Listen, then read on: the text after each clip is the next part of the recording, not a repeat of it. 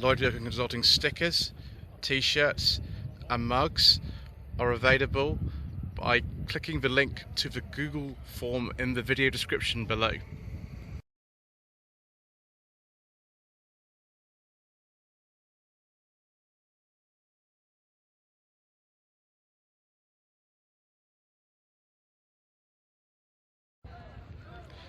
Good afternoon.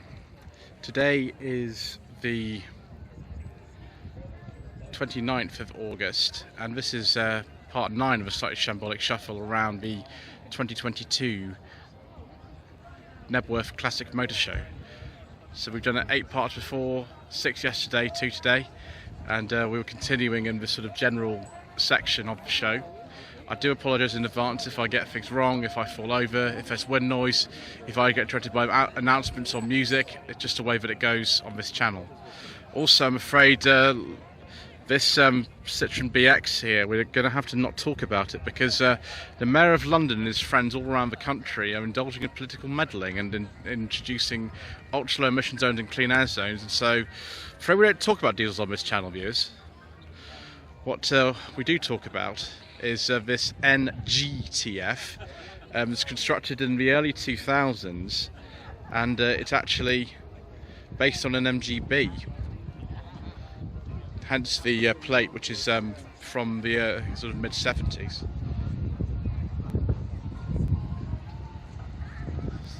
Very nice. Anyway, someone's put a bubble machine on the back of this Beauford, which is sort of producing an awful lot of bubbles.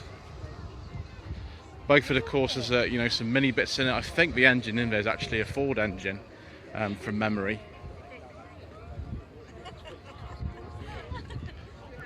Is this for sale or something? Just hold this. Here we go. Oh, 69. I didn't realise Beaufords were. Didn't realise Beaufords were actually so old as that. I thought they were a bit newer. Nissan engine. Weird.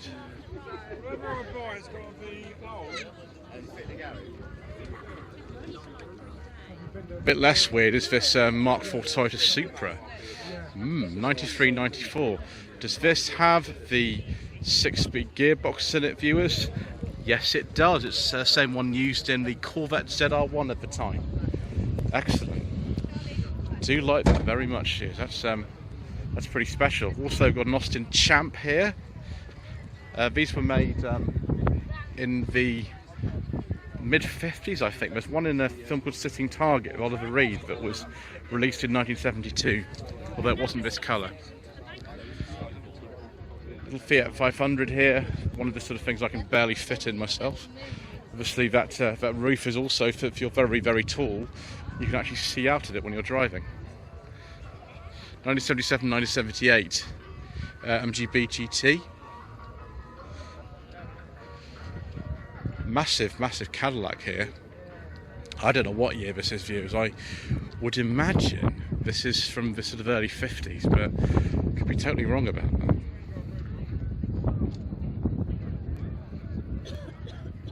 Which is an Eldorado.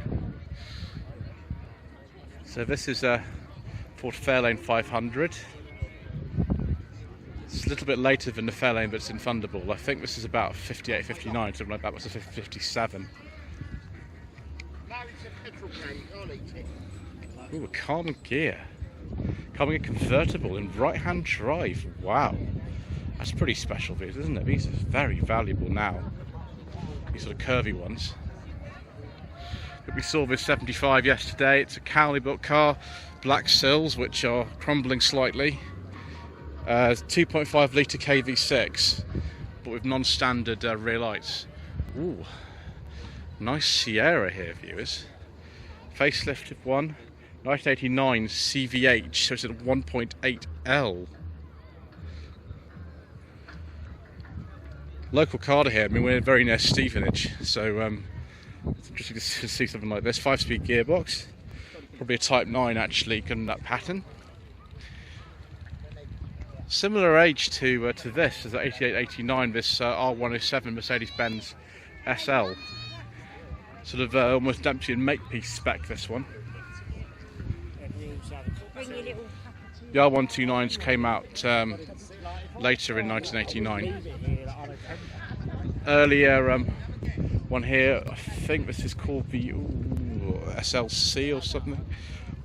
Just an SL with a hard top, isn't it? There was the sort of SLC or SEC, I can't remember which one it was called, but that was a sister car. It was made until 1981.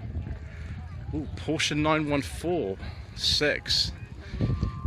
I can't remember if these were even sold officially over here, to be honest with you, but they were sold in America in quite large numbers. Sometimes badged as a Porsche, sometimes as a VW Porsche. Porsche 911, quite an early one actually.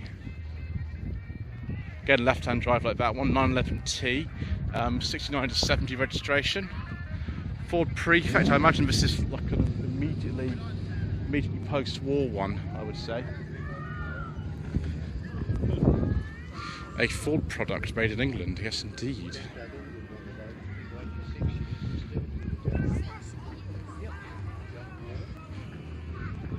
Big old Mercedes S-Class here, 1986 to 1987 registration. I think that's the 6-cylinder engine in there.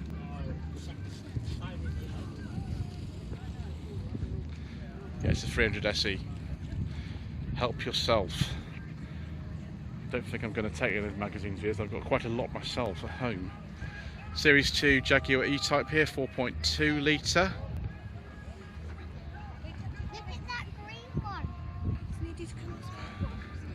Red leather interior. I know plenty of you are very fond of red leather interiors actually. Personally I prefer the beige ones, but that's just me. Another R107 Mercedes SL here. Very clean looking one.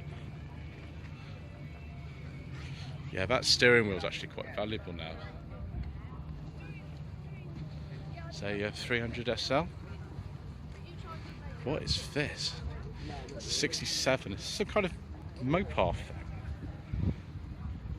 No, it's a Chevrolet. It's totally wrong. I think that's a Chevelle, but I might be wrong about that. I don't know anything about American cars, viewers. 1963 Dodge Polara.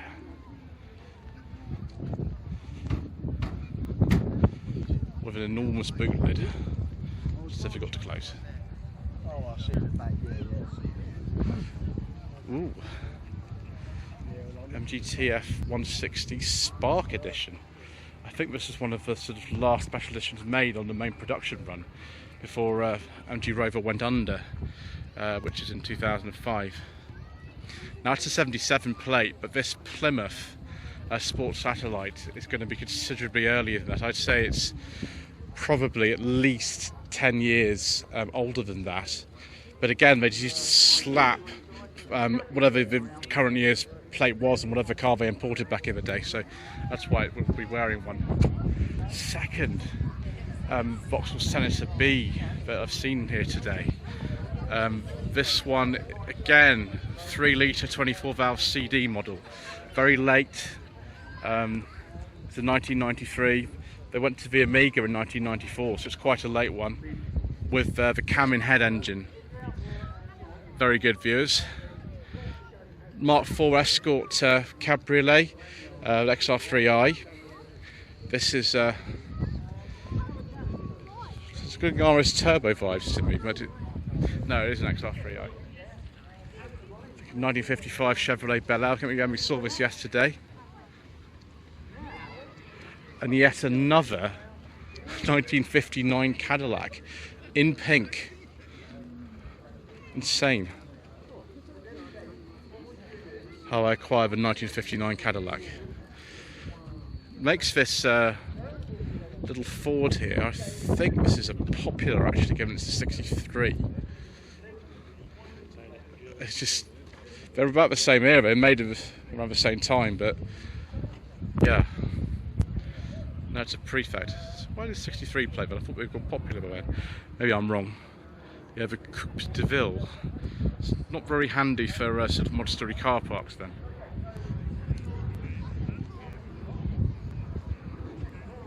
TVR, I think this would be a Chimera, 1996-1977.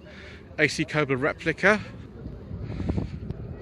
but that plate just refers to the donor car, I think, so I don't know what year that would be. A lot of them are kit cars, you know.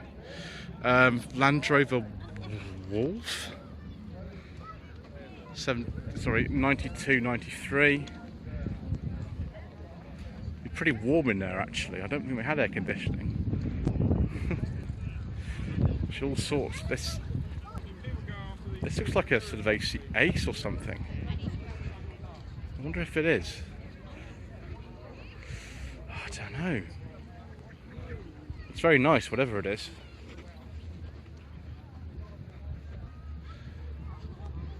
E36 318i BMW here. As Mr. Bill from the Fuel Power channel says, this could be yours. And it even has a beige leather interior. Interiors of which I very much approve. More big sort of outrageous American stuff here. A Buick Invicta. I'd assume it's about 1960, something like that. Very interesting green interior. Again, huge amounts of real estate dedicated to the engine and the boot, and not a lot for the passengers really. Is this more Cadillac goodness? Ooh, so yes, it's a Brougham. Not a 59, of course, because the tail fins are completely different on this one. If it's a 60, I don't know. Someone in the comment section, I'm sure, will enlighten me. 1966 Cadillac Deville. This is giving me sort of Fear and Loathing in Las Vegas vibes. Might be wrong though, I can't remember exactly what that was actually that they used in that film. 1953 Cadillac.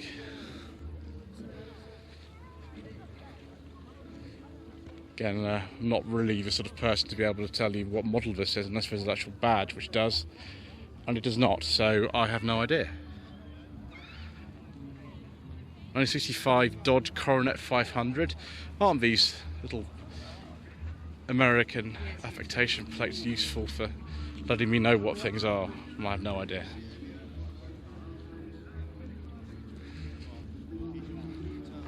Chevrolet El Camino. Looks very much like an Impala from the early 60s, so it's probably based on one of those, isn't it? It is a 1960, I was right. Pontiac Trans Am, 1985 to 86. It's got a Knight Rider type shape. Well, those front ends actually that were on the original kit cars were different from these. 1997 to 1998 Subaru Impreza. These were called the Turbo 2000 in this country, but lots of them were imported. This is an STI, so imagine that's an import. But it's got a UK aperture number plate, but it's got a separate fog light, so yes, probably an import. NBMX5. Yes, I have driven one of these actually, viewers. This colour, it was a 2003, the one I drove. It was a lot of fun actually, in fact, many years ago. 1988 to 9 Ford Fiesta Mark II XR2, a very late one because the Mark III actually came out on an F as well in early 1989. 1972-73 Volkswagen 1300. It's very much like an original UK car to me, which are quite rare. Most of the Beetles you see these days at shows are actually left-hand drive American imports, so that's always good to see. I was wondering how long it would be before we saw one of these. 1993 to 1994 Ford Escort RS Cosworth. This is the earlier ones because it's got the sort of double rear spoiler and also no airbag, so relatively early one. 1983 to 84 Ford Capri Mark III 2-litre S. This was sort of around the last year for the S. It continued up until 84 when it was replaced by the Laser. That's had a repaint at some stage. It looks very nice. Oh, another Escort RS Cosworth. We're doing well today, viewers. This one's got a slightly different front end. Relatively early one on a K, 92, 93. I think this is the same colour Jeremy Clarkson's one was, but I could be wrong. This may be a little bit... Yes, I actually don't know. I'm sure some of you will let me know. Some of you are experts at things like that. 1987 to 1988 Mercedes-Benz 190 that's been modified with a transmission that doesn't look like the original one at all. In fact, none of the car looks very original. It's quite a standout colour. 1970-71 Triumph Herald 1360, which of course was a very late one. They finished production in 71, so it's right at the end of production for one of these. Saw this yesterday. BMW E30 Cabrio. That plate's a personal plate. I imagine the person who owns this has a similar name to the one I do for that reason. So yeah, facelift, but for the pre-facelift registration. 1966 Ford Mustang. 1969 to 70 Austin Healey Sprite.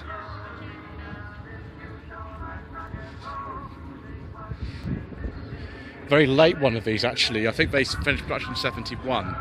I think this would be a Mark, I think they call these a Mark IV Sprites. Very similar to the midget of the era. 1965 Humber Imperial. Yes, we saw this yesterday. This is the same one that Mr. Richardson from Furious Driving drove down in Sussex earlier this year. Answers in the comment section below. 1970 to 71 MGB Roadster. 1968 to 69 MGB GT. 1965 Sunbeam Alpine 260. Is this mean it's a Tiger? Why has it got Alpine and Tiger badges on it, viewers? But there's the Ford V8 anyway. They had to quite quickly stop making these when Chrysler took over the company, and yeah, they didn't want them using a rival's engine. Triumph Stag. 2 Triumph Stags, excellent. This is a Mark II. 1975, very nice. I like this colour very much. That's really rather lovely. Very late registration on this one. I mean, they finished production in 77. This is a 78 plate, so I imagine it was hanging around for a while before it was registered or something like that.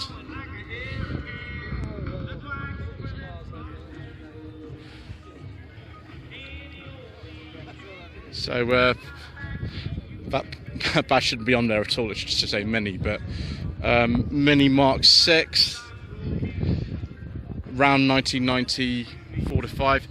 Yes, I've seen a few of these ones that say Mayfair. I think that was the last model in the range that said Mayfair. The other Mayfairs were discontinued at 88, 89.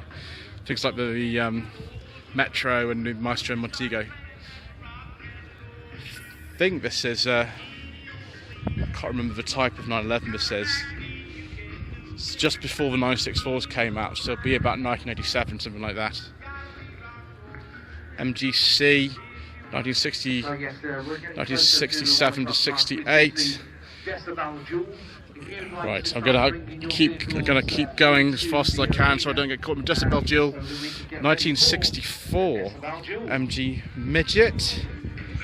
This will be a Mark II with 1100cc, and as Mr. Bill from the Fuel Power channel would say, this could be yours. 1961 Austin 7 Mini Countryman, excellent, a really early one then, and it's even got the wood on the side. This is an unusual one. You don't see many of these at all. 1967 Austin, how big is it, Austin? Yeah, Austin Mini pickup. They were still badged as Austin by this stage. This pressed steel grille and the exposed hinges and the sliding windows and the house-style door handles continued right the way through to the end of van and pickup production in 1982. Ooh, a Volvo 144, that's a 145 I should say, because it's the estate. 7273. As you can see, the door handles are very similar to the 240 series because, well, the 240 was a sort of heavily facelifted 140 series, so that's no surprise really. 1974 to 75 Minnie 1000. This reminds me of Mr. Bean's Minnie from the very first pilot special in 1990. I think it was this colour. It was, I think, a slightly older one than this. I think it was a Mark II Minnie. This is a Mark III, but without this different colour wing, but very much similar to that. Wow, 1963 Morris 1100. That is a very, very early one. Wow, never had any welding done.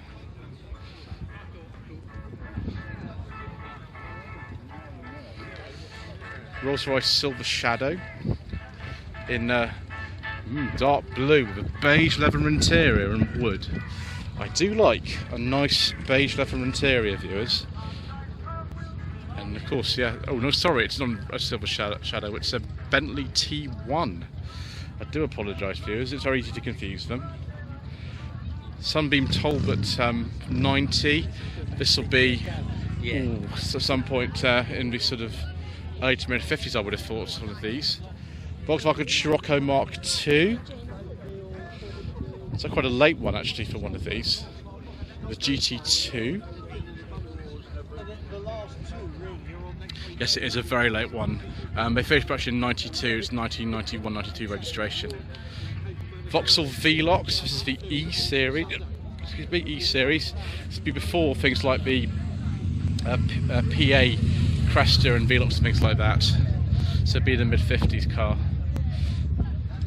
1973 to 74 Triumph TR6.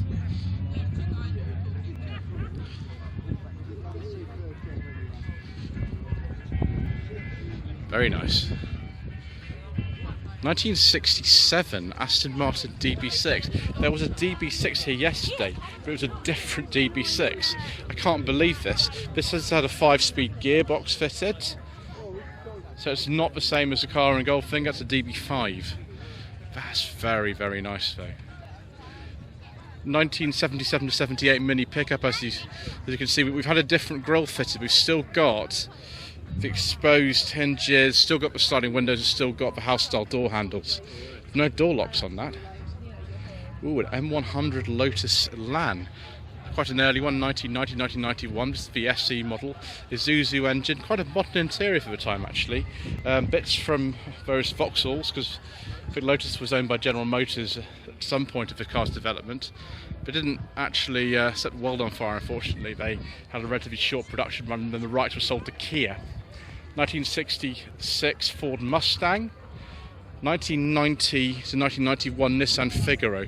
I've read somewhere that the only model year for these was 1991, but I've seen them described as 1990s before as well, so I don't know. Answer in the comment section below. That's one of the official 4 colours, by the way. 1990-1991 Volkswagen Jetta Mark II. Is this a GTI version of the Jetta? No, it's not. It's a TX. I'm glad I asked the question to myself before I said anything for definite, because I would have been wrong, as I frequently am, viewers. 1993 to 1994 TVR Chimera with very, very agreeable looking front end. Right hand drive Fiat 500.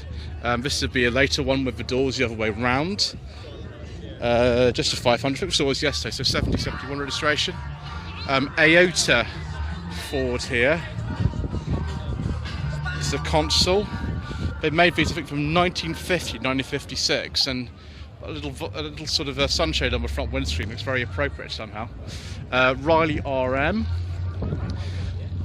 I don't know exactly what type of RM this is. I get confused between all of them, so I won't say. It's best if I don't say, because then I don't get confused. Austin 7, one of the oldest cars sort of here. I imagine this will be a 20s one, I would have thought.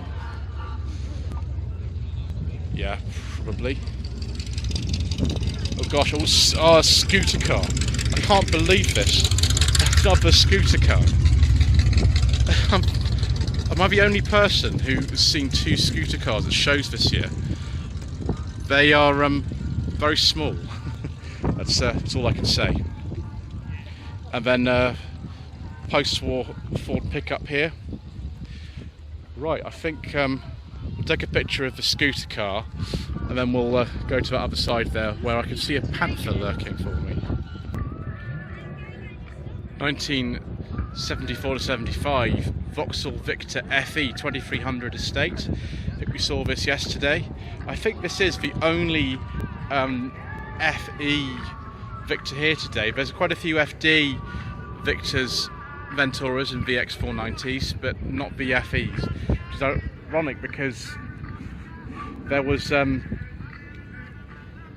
FE Victor estate used in a 1972 episode of the adventure that was filmed here called Action, and that actually was done over by the house, so that's interesting. Of course, these Venturas and Victors very heavily used in Randall and Hawk at Deceased, not a VX490 but a Victor and a Ventura, both used in that series. This is Ventura with the 3.3 engine, 7071.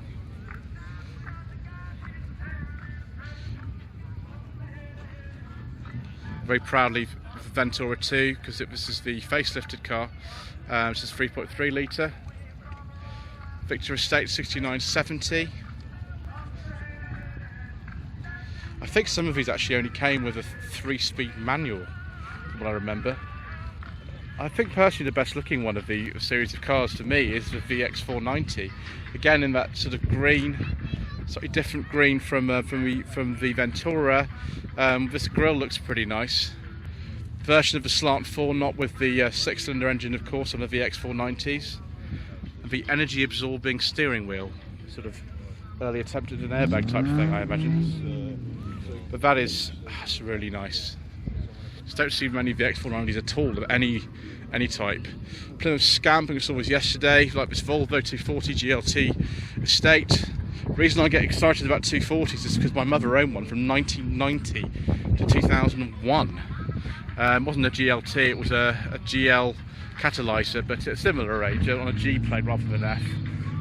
Some Morris Minors here. Not as many Morris Minors as there were here yesterday, though. We do like this, and of course, this one's for sale. This is a Minor 1000, but it's between 56 and 62 because it's got the clap-pan wipers. It'll be the 948cc version, this.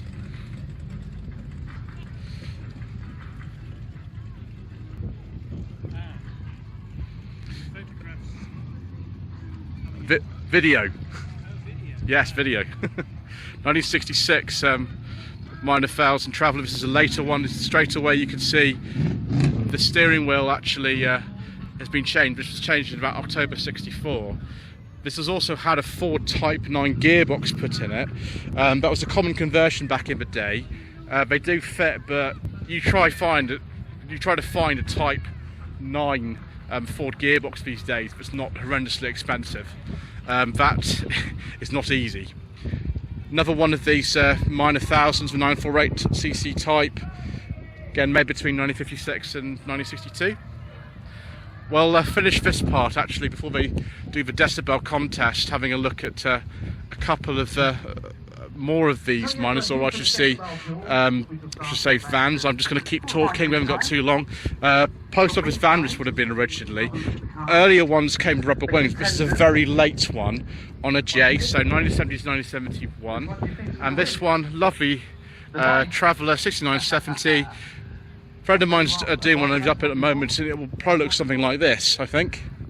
Anyway, thank you ever so much indeed once again for watching part 9 of a Slightly Shambolic Shuffle around the 2022 Knebworth Classic Motor Show. Please don't forget to subscribe to the channel, like this video and leave a comment below, and we shall see you again soon for part 10.